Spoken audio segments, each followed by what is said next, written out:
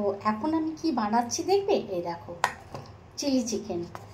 কটা চিকেন আমি পিস এরকম করে ম্যারিনেট করে রেখে দিয়েছিলাম, এই কটা দিয়ে এখন একটু চিলি চিকেন বানাবো।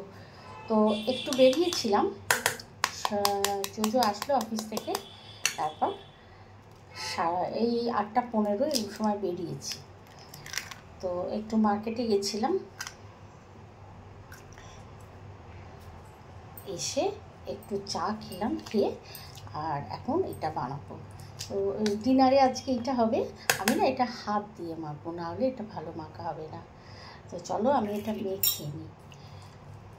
আর এই চিকেনটা আমি ম্যারিনেট করে রেখেছিলাম, এর মধ্যে একটু নুন, গোলমরিচের গুঁড়ো, তারপরে দিয়েছি তোমার সস দিয়েছি, চিলি সস, সয়া সস,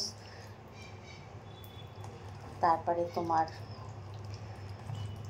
একটু আমি ওই শেজওয়ান যে এটা সসটা সেটা দিয়েছি।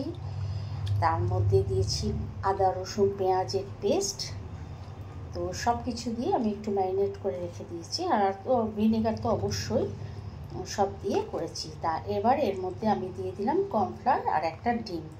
তো এটা দিয়ে মেখে এবার করব। তো চলো, রাতে আজকে রুটি আর আজকে তো কচুরলতি করেছিলাম, তোমরা তো দেখেছো দুপুরবেলা।